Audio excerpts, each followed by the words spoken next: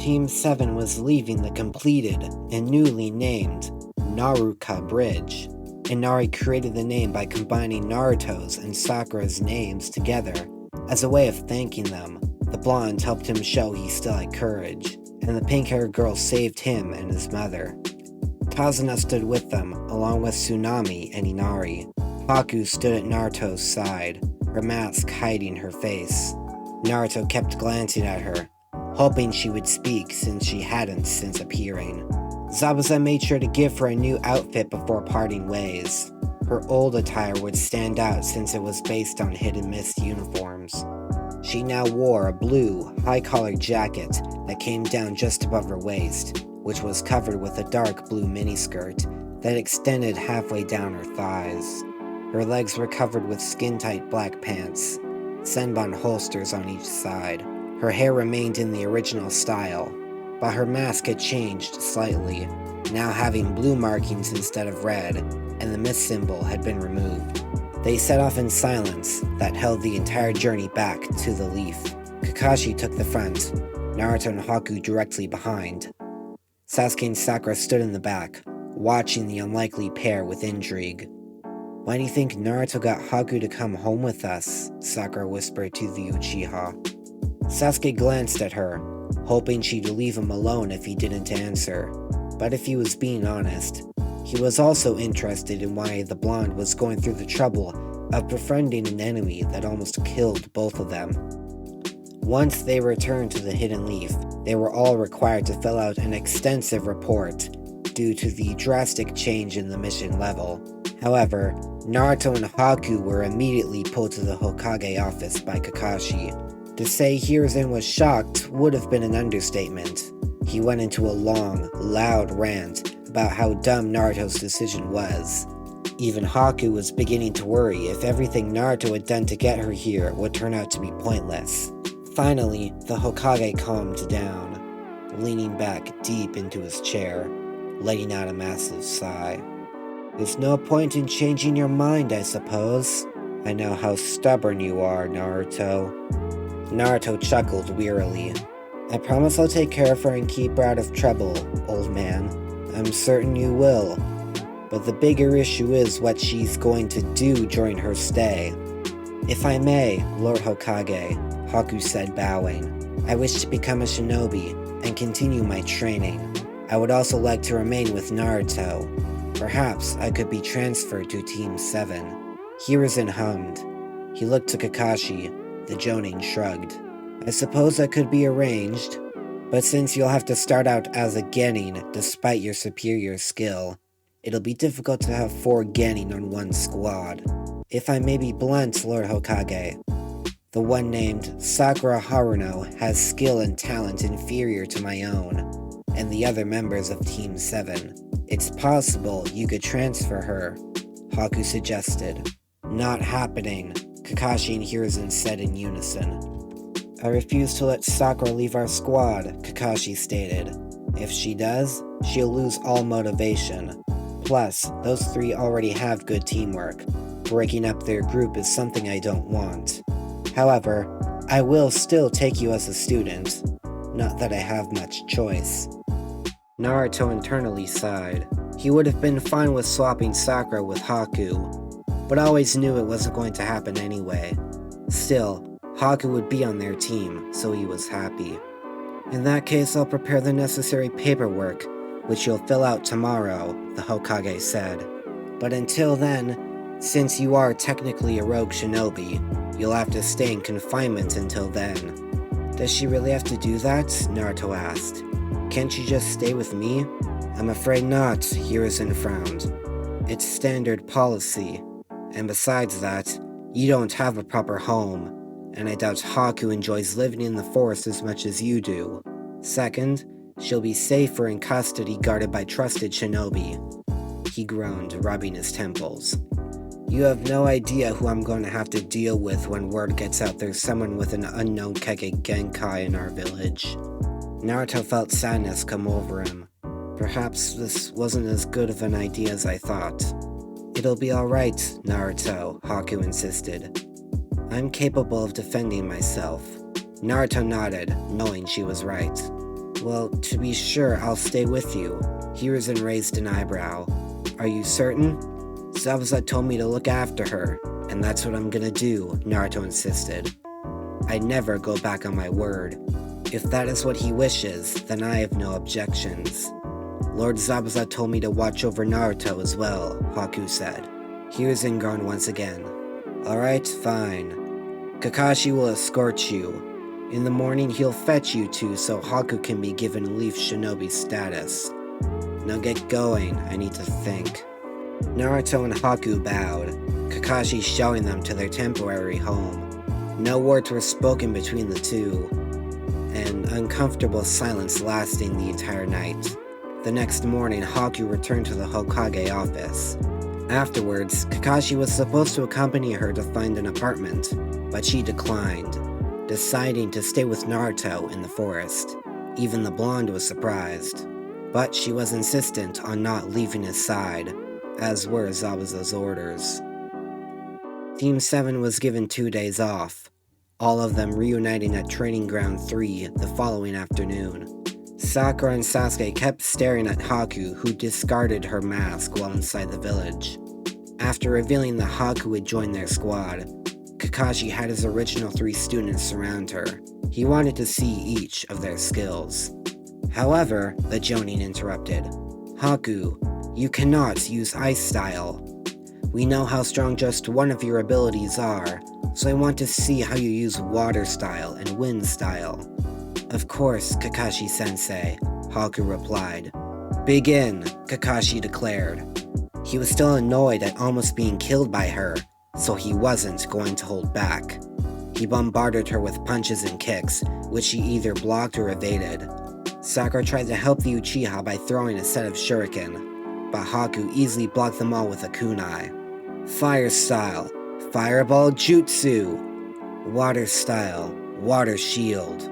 The 2 jutsu cancelled each other out, Sasuke throwing an explosive kunai.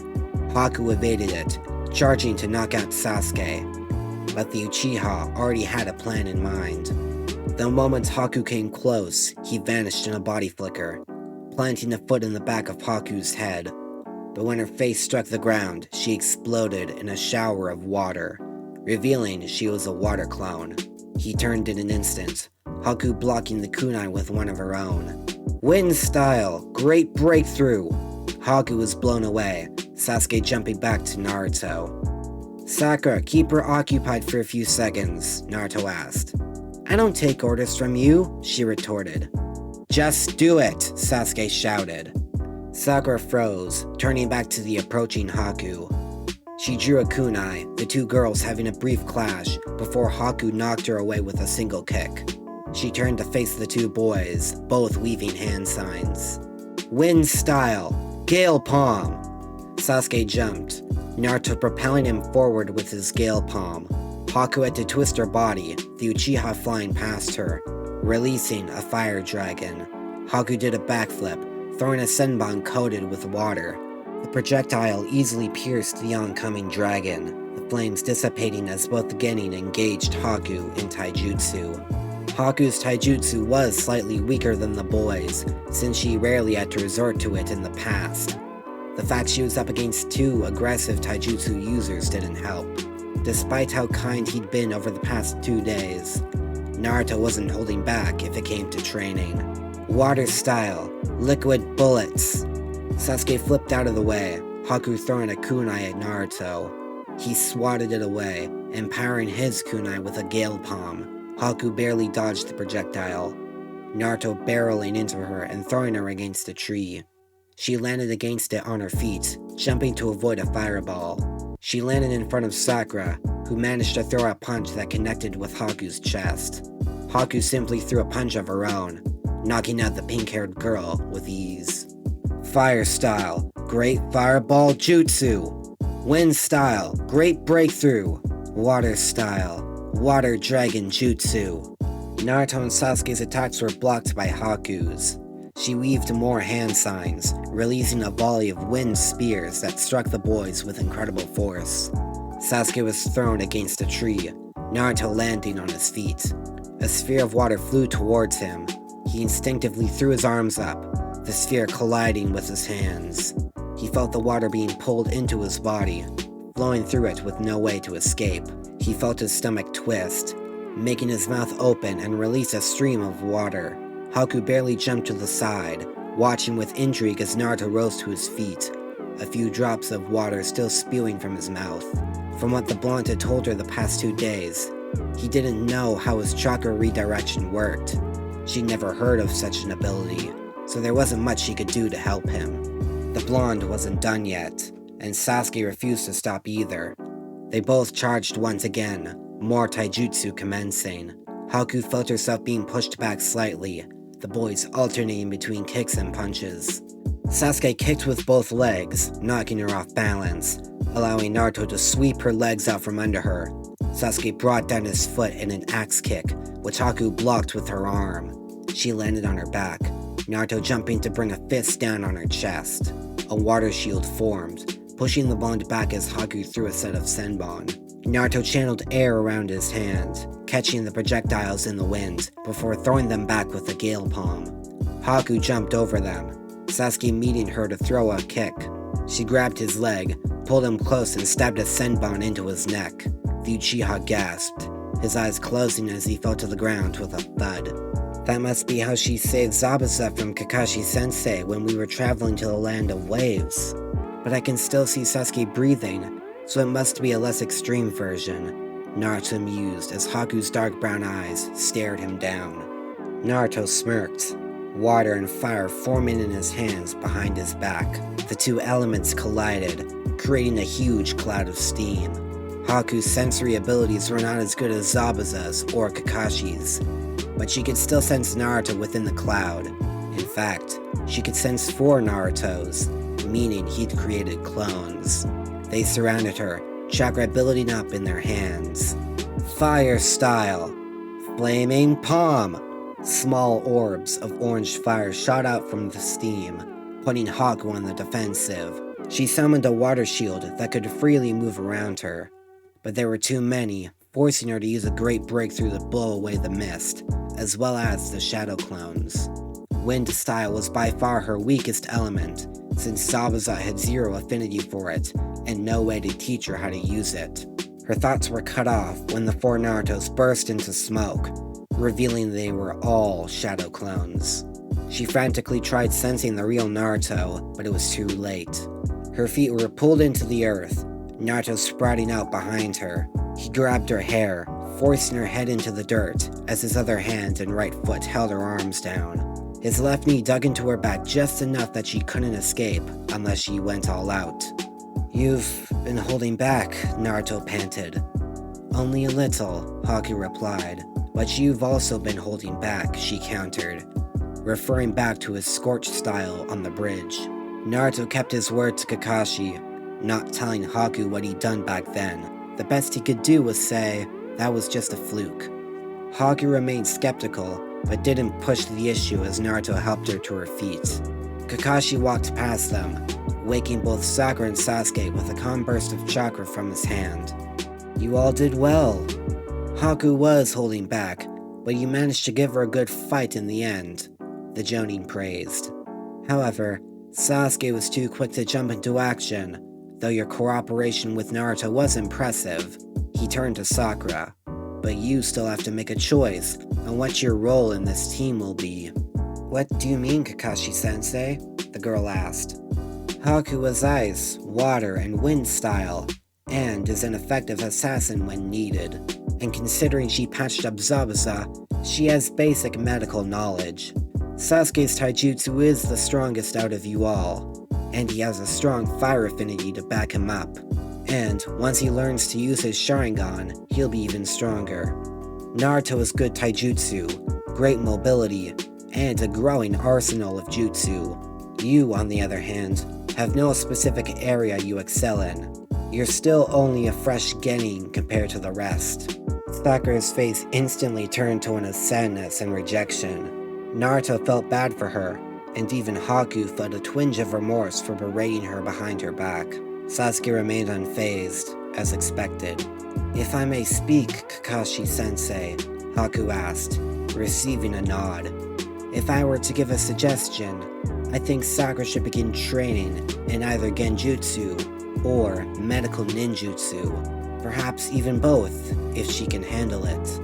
Why do you say that? Sakura asked, a hint of rage in her voice. Your chakra control is, admittedly, one of the best I've seen for someone so young. Kakashi-sensei would agree, I'm sure. Excellent chakra control is needed for both genjutsu and medical ninjutsu. If you learn both of those skills, you'll have a proper place within this team. You lack much taijutsu talent, but medics rarely engage in battle, and genjutsu will give you a way to support your allies while in the back of the formation. Haku makes an excellent point, Kakashi added. In fact, I was thinking along similar lines. And, if you wish to take this proposal, I can give you a genjutsu specialist to help teach you. Medical ninjutsu can come later. So, what do you think? Sakura scanned her teammates.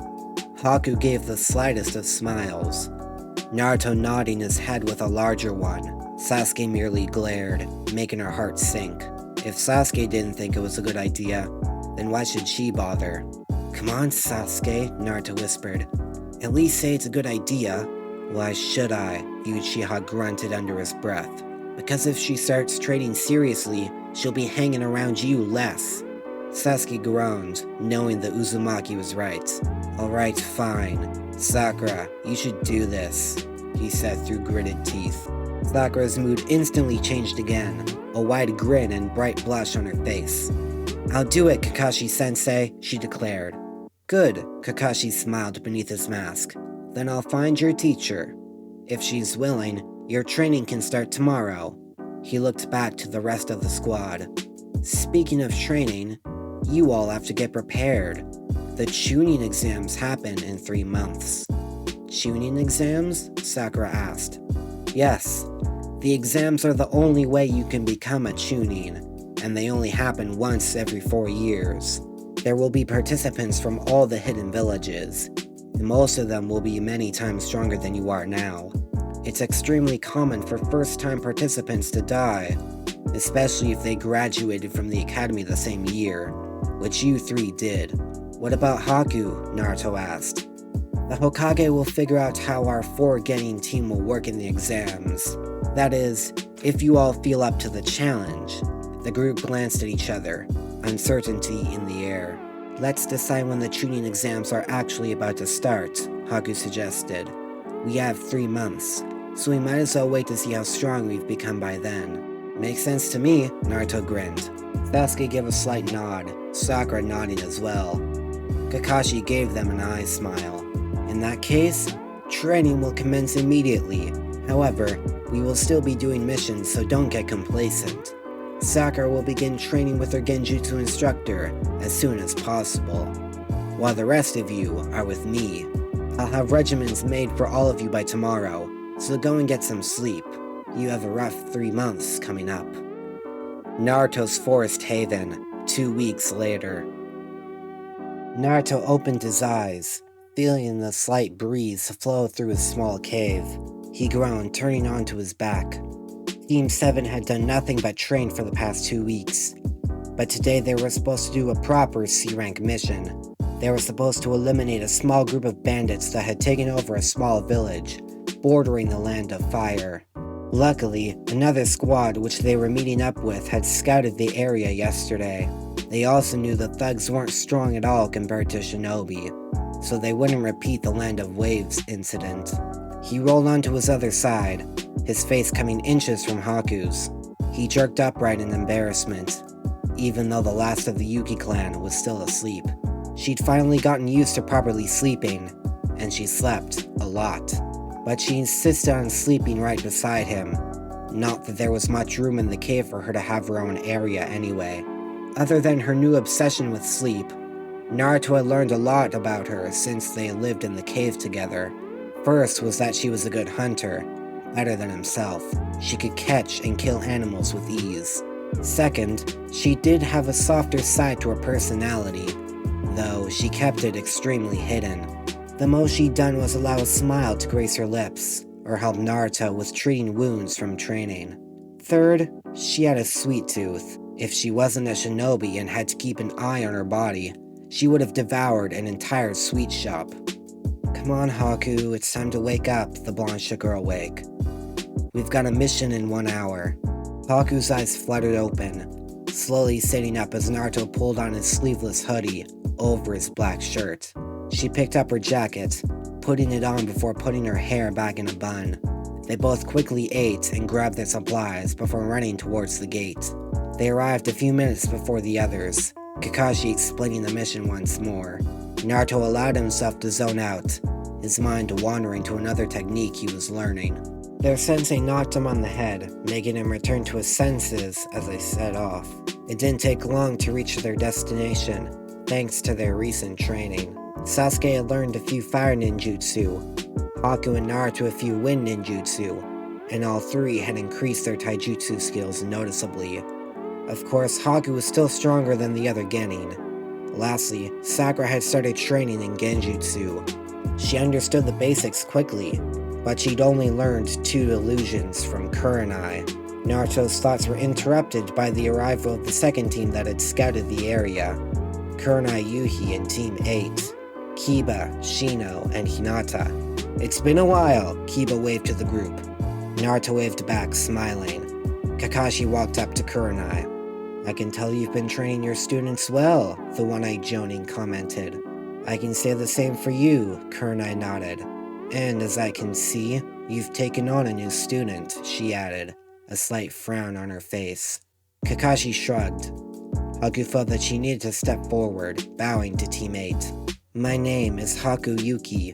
It's a pleasure to meet you all. The name's Kiba, the Inuzuka replied, giving a wolfish grin. The guy with the glasses is Shino, and the girl is Hinata. It's nice to meet you too. Haku nodded in thanks, feeling Kurenai's eyes boring into her and Naruto. Clearly the Jonin didn't trust her, as to be expected. The one named Kiba and his dog Akamaru appeared to easily trust people. However, it could just be that he trusted her because Naruto knew her. Shino was impossible to read. Something she learned was commonplace for the Aburame. The Hyuga girl was shy, that much she knew. Let's move on with the mission, Kakashi suggested. I'd like to get back to the village and continue my students' training. They need all they can get before the exams. Team 7 is taking the Chunin exams? Kiba shouted in surprise. Most likely at this point, Naruto admitted.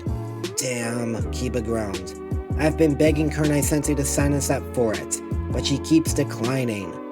You can gripe about it later, Shino advised. We're going in. Yeah, Kiba muttered. Let's deal with these thugs and go home. Agreed, Naruto and Sasuke said in unison, making them look at each other confused. They'd been speaking in unison randomly for the past few days. Sasuke just ignored it. But Naruto felt there was a reason. He thought it was because they were growing closer in some way. He hesitated to call it a sense of friendship. The blonde's thoughts were put on hold as he ran to catch up with the others. Kakashi took the front with Kiba, Sasuke, and Hinata. Kurenai and Sakura stayed in the back. Naruto and Haku took the sides, Shino in the middle. They made their way into the village disguised by genjutsu cast by Kurenai. The thugs had taken up the largest house. Multiple screams heard from outside, all of them female. Kakashi directed the getting into position around the house. Once ready, Sakura casted darkness genjutsu upon the building. The thugs' surprised shouts filling their ears. A few stumbled out of the doors and windows, coming face to face with Sasuke, Kiba, Naruto, and Haku. Shino, Hinata, and Kakashi jumped inside, taking out the rest. In roughly 2 minutes, all of them were piled up outside the building, unconscious. Well, that was a piece of cake compared to the land of waves, Naruto chuckled, running a hand through his hair. Is that where you picked up the girl? Kiba snickered into his ear. Naruto felt a light blush on his cheeks as he pushed the Inuzuka away. It's not like that, idiot. But yes, that's where we met.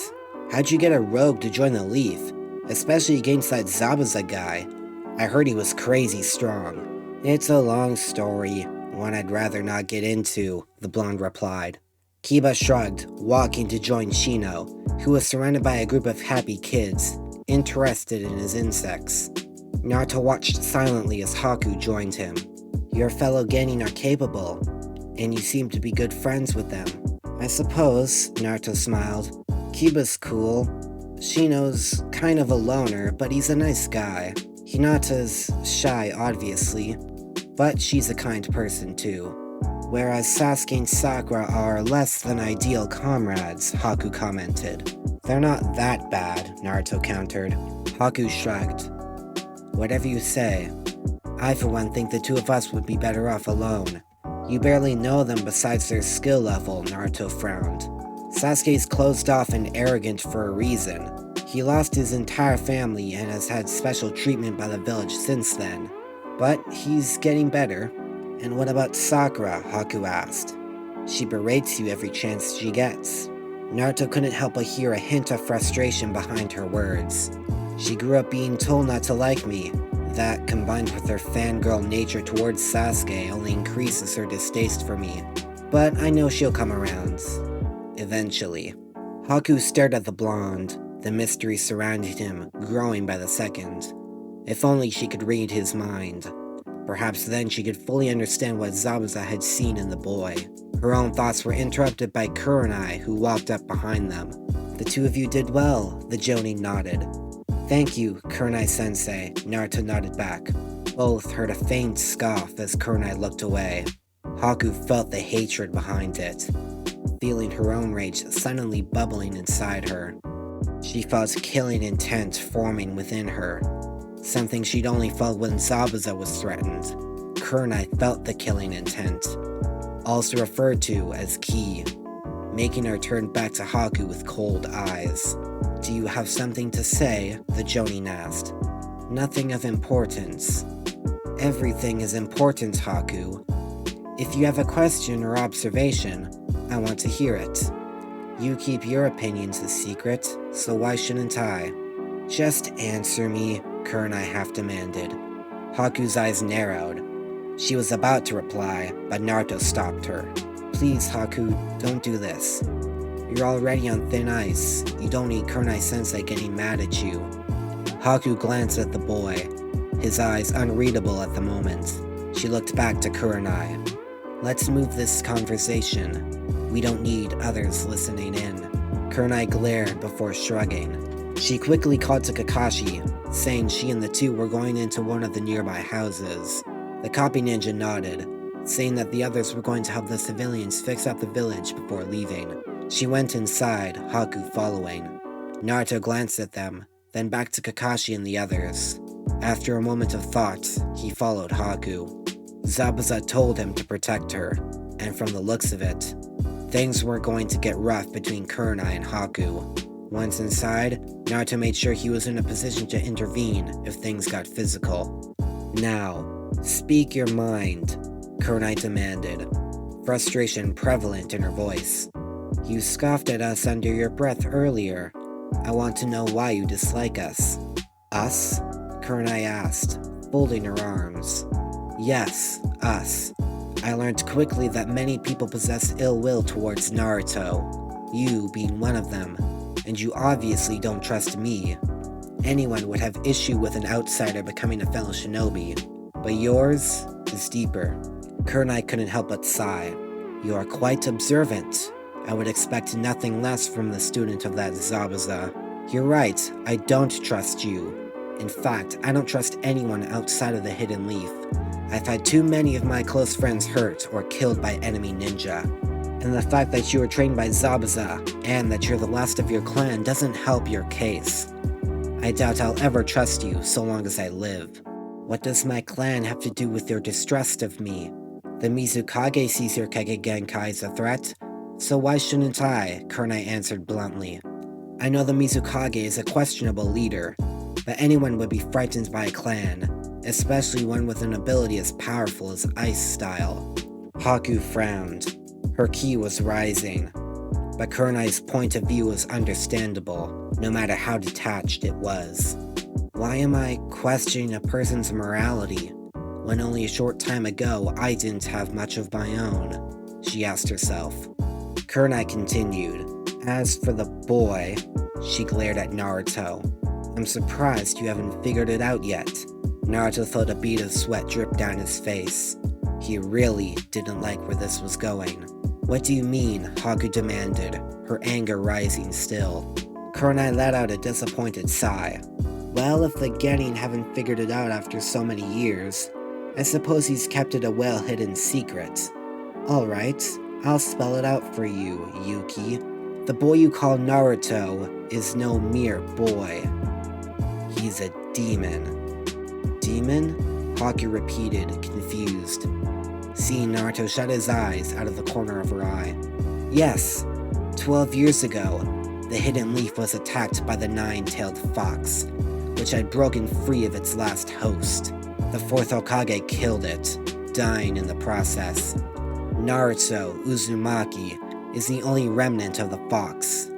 He's the demon, reincarnated. Haku's eyes couldn't move from Naruto, who refused to open his eyes. Is that true? Naruto frowned, replying in a hoarse whisper. I'm not the fox reincarnated, nor was the fox killed by Lord Fourth. He died sealing the nine tails inside of me, since I was the only newborn who could become a Jinchuriki. Kurenai scoffed. Forget the specifics. The point is that the fox lives inside you. The monster that mercilessly killed hundreds of people, including my family. I'll never forgive you for that. And to be honest, it makes me sick that my students see you as a friend. You're disgusting, Haku spat, no longer keeping her emotions in check. Your views are so skewed that you can't see the real Naruto in front of you. Oh, and you have perfect clarity on what he is, Kurenai countered. For all you know, he could be controlling you, or using you for personal gain. Why would he be willing to sacrifice his own life in order to do that? He almost died saving Lord Zabuza, all because he wanted to give me a chance to live a different life. Who knows? And who cares, frankly? Kurenai admitted. He still saved an enemy. Whatever twisted game he's playing, you're a part of it now. Please, Kurenai-sensei, just stop, Naruto muttered, feeling his fists tighten. Neither the Jonin or Haku heard him, continuing to argue. I might not know him that well, but you've had 12 years to learn who he truly is. Yet, you've spent them hating something beyond his control. I doubt he wanted to become the Jinchuriki of the Nine Tails, Haku said, almost growling. Perhaps, but he still has it, meaning he's a threat. The only reason he hasn't been killed yet is because the fox will be unleashed at full power. At least while he's alive, the demon fox will remain dormant, Kurenai spat. At this point, Haku was growing restless, no longer trying to justify her emotions. She felt she had to defend Naruto. She was angry, and she wasn't going to hold it in, even when she faintly heard Naruto once again ask them to stop. Kurenai sneered. Just what has made you so infatuated with this boy? Infatuated? Haku repeated. How else would you explain your reaction towards my distaste for him? Naruto gritted his teeth. That's enough, you two, he said louder. I am not infatuated, Haku insisted. I simply know him better than you do. That's enough, Haku, Naruto seethed. Stop pushing her on. Okay, then prove it. If you allow me to hurt Naruto, then I'll believe you. Haku's eyes narrowed, a senbon appearing in her hand. Out of the question. Lord Zabuza told me to protect him. I will do that regardless of my emotions. Kurenai frowned. Fine then. But you've put me in a foul mood, so I'm going to see if your word is true anyway. And if you get in the way, I'll kill you without remorse. A kunai appeared in her hand, eyes turning cold. Haku's ki increased, filling the entire room. She moved first, dashing to block Kurenai. I said, that's enough! Naruto shouted, chakra bursting from his hands. Both women were thrown against the wall by a powerful gust of wind, their weapons knocked out of their hands. Haku was the first to raise her head, looking up at the blonde whose eyes had turned to slits, surrounded by ocean blue, the same slits from their fight on the bridge. However, she felt no strange chakra attempting to escape his body. Based on the information she now knew, that strange energy was the chakra of the Nine Tails. Kurenai's eyes were wide in absolute fear. The chakra wasn't there, but Naruto's eyes were too close to the fox's for her liking. If they were blood red instead of blue, she would have gone into a panic. Naruto stared at her. His eyes bore into her soul. I could care less if you hurt me, Kurenai-sensei, but I promise you, if you hurt Haku, you'll have hell to pay. Not only from me, but from Zabuza. Because I will get in touch with him, and I will make sure he gets his way with you, and I'll make sure no one finds out it was me. I'm loyal to the Hidden Leaf, never doubt that, but I'm more loyal to my friends. Haku is one of them, and so is Team 8. So don't ever think about taking your rage out on them. Naruto slowly picked up the kunai Kurenai had dropped. His eyes reverted to normal as he stabbed it into the wall. He turned to Haku, reaching out his hand for her to take. Let's get out of here, the blonde said, forcing a smile. Haku could tell how hard he was controlling himself, the pain in his eyes, the slight shaking of his hand. It made her stomach drop, a feeling she never experienced before. She slowly took his hand, his palm in a cold sweat. She stood, the two walking out of the house, leaving a dumbfounded Kurenai. The Jonin shakily rose, her breathing ragged. Her emotions were all over the place, her shinobi instincts desperately trying to collect her thoughts and calm down. It took several minutes before she was comfortable facing the others. Once ready, she stepped out of the building. She saw Naruto and Haku already helping the civilians with repairing their town. After an outburst mere moments ago, he was already back to his normal self. Just so you know, I'll be reporting this to the Hokage. Kurenai whipped around to see Kakashi, book in hand. You heard all that? Every word, Kakashi hummed. But if it makes you feel any better, I'll be informing Lord Third of Naruto's words too. You're a sensei, yet you treat him like any genin. How can you stand him? Kurenai asked. Unlike you, I've had time to learn about Naruto Uzumaki, the boy, not Naruto Uzumaki, the demon. Though I will admit, I wasn't expecting his outburst. So long as you and others like you don't push him to that point, I doubt he'll ever break the Hidden Leaf's laws. So, I recommend you keep your opinions to yourself. Kakashi's one eye was grim, Kurenai knowing how serious he was. She needed to listen and not provoke the blonde further. He'd kept the fox's power under control this time, but she knew she couldn't fight against its power if he didn't. On the other side of the street, Haku glanced back at the black-haired woman, her rage steadily subsiding. She looked back to Naruto as he handed a little girl a flower. His smile didn't waver, as if the last few minutes hadn't happened. Are you sure that outburst was wise? She asked in a whisper. Oh, and your provoking Kurenai-sensei was a wise decision? Naruto retorted, his smile remaining. Haku forced back a wince.